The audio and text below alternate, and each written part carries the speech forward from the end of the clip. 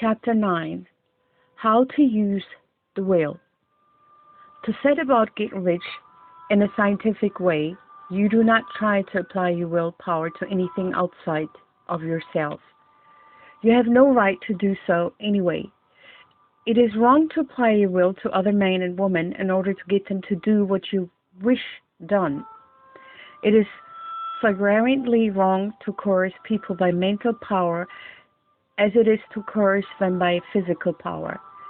If compelling people by physical force to do things for you reduces them to slavery, compelling them by mental means accomplishes exactly the same thing. The only difference is in methods. If taking things from people by physical force is robbery, then taking things by mental force is robbery also. There's no difference in principle. You have no right to use your willpower upon another person, even for his own good, for you do not know what is for his good. The science of getting rich does not require you to apply power or force to any other person in any way whatsoever. There's not the slightest necessity for doing so. Indeed, any attempt to use your will upon others will only tend to defeat your purpose. You do not need to apply your will to things in order to compel them to come to you. That would simply be trying to coerce God and would be foolish and useless as well as irreverent. You do not have to compel God to give you good things any more than you have to use your willpower to make the sun rise. You do not have to use your willpower to conquer unfriendly deity or to make stubborn and rebellious forces to do your bidding. Substance is friendly to you, and it is more anxious to give you what you want than you are to get it. To get rich, you need only to use your willpower upon yourself. When you know what you think and do, then you must use your will to compel yourself to think and to do the right things. That is the legitimate use of the will in getting what you want. To use it in holding yourself to the right course. Use your will to keep yourself thinking and acting in a certain way. Do not try to project your will or your thoughts or your mind into the space to act on things or people. Keep your mind at home. It can accomplish more than elsewhere. Use your mind to form a mental image of what you want and to hold that vision with faith and purpose. And use your will to keep your mind working in the right way.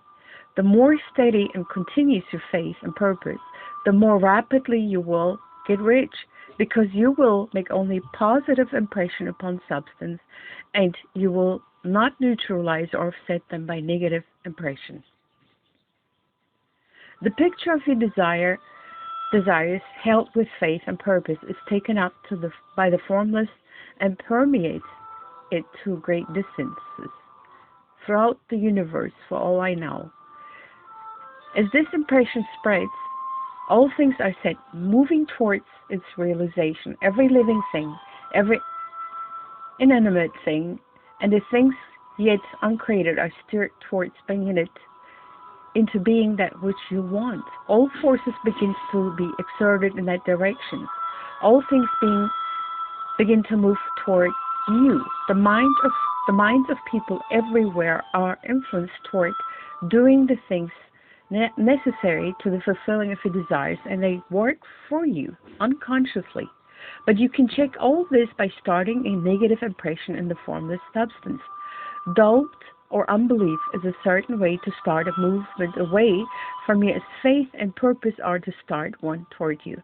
It is not by understanding this that most people who try to make use of mental science and get rich make their failure.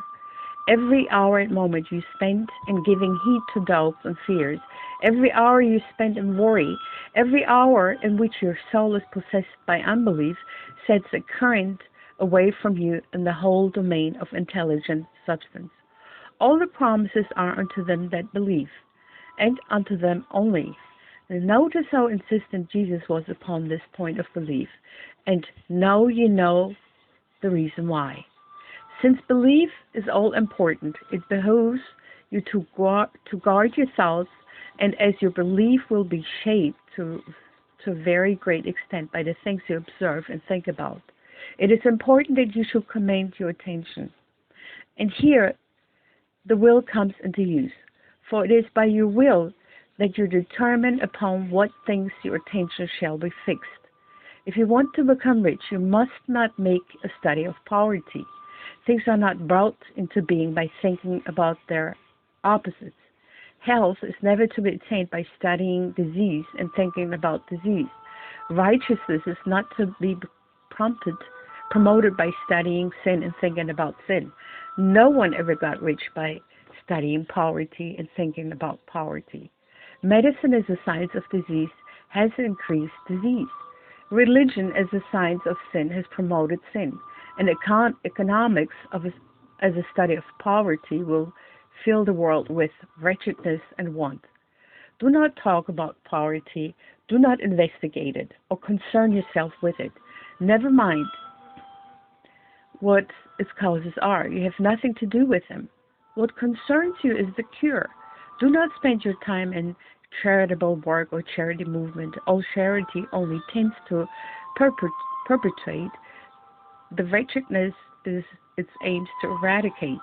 I do not say that you should be hard-hearted or unkind and refuse to hear the cry of need, but you must not try to eradicate poverty in any of the conventional ways.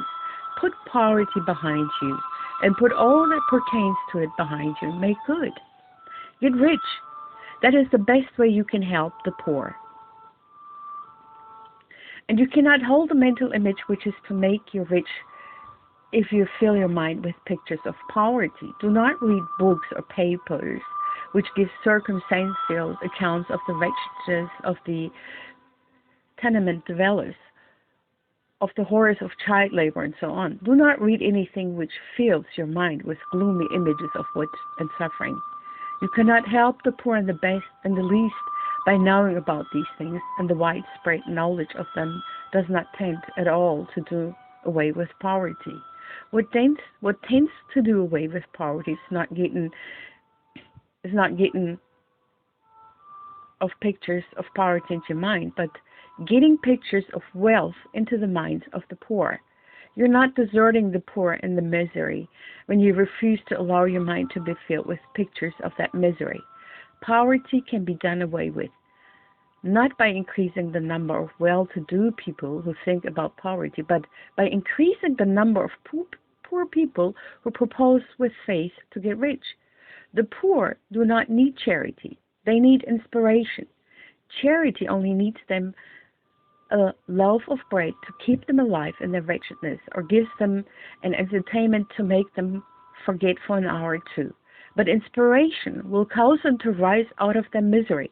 If you want to help the poor, demonstrate to them that they can become rich. Prove it by getting rich yourself.